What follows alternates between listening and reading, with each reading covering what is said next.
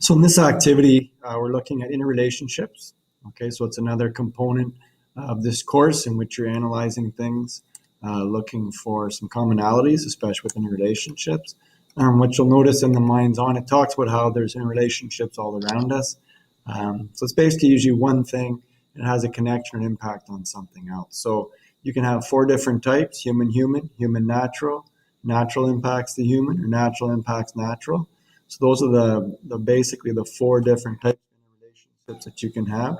And then they'll talk about using graphs at times to illustrate stuff. So in this case, as one of those features goes up, the other one also goes up. And in this case, you have one that was sort of low, but then all of a sudden, right, hit a certain tipping point, and the increase will then result in another increase. And again, you got kind of a tipping point whereby in the end, the other result starts to go down as well. But again, it's looking at the connection between some data and does it show something. So here you've got interactive, so you need to take part in this interactive.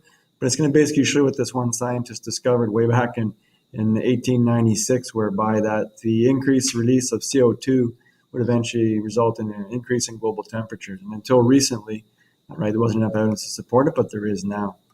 So here you're going to just sort of self-assess and set a goal for this activity and check out the success criteria you met so far and what you still need to work on. So it's just a personal thing. There's nothing to submit there.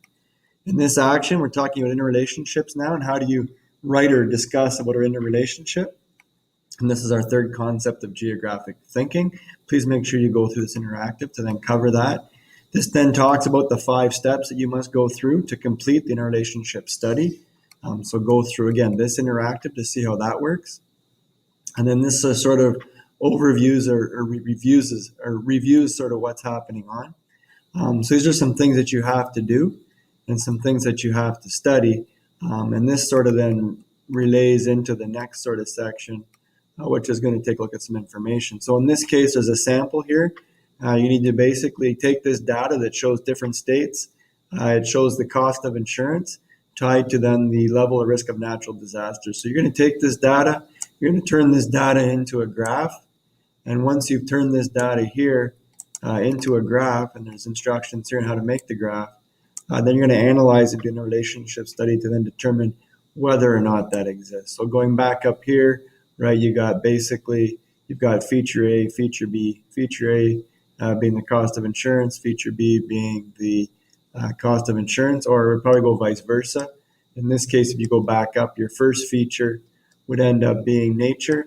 That's the natural disaster. And then the human would be the cost of insurance.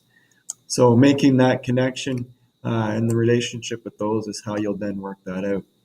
Once you finish that activity,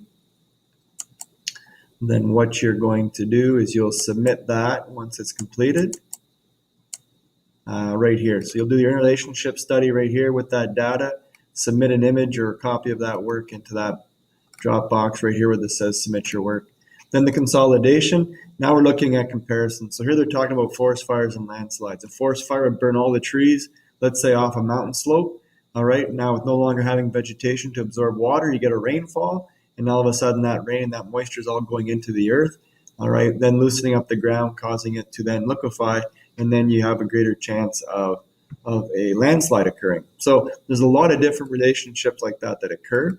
And this is explaining how that one all proceeds between the forest fires and the landslides. So then now what you're going to do is you're going to take a look from the list below here. So feature A, feature B, you'll pick one, and then you'll see if there's a correlation to the other. So you'll go through these steps here, find yourself some data to support it. All right, complete the learning objective that was back up there, edit the paragraph, makes it correct, and then copy that statement, and then basically you're going to put that in there to then take a look at.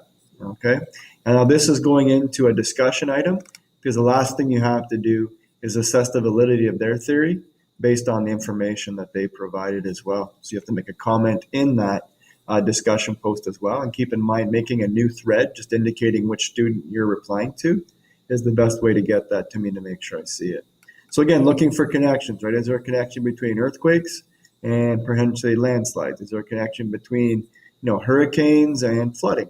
And so that's what you're doing for that section there, and that's the final activity.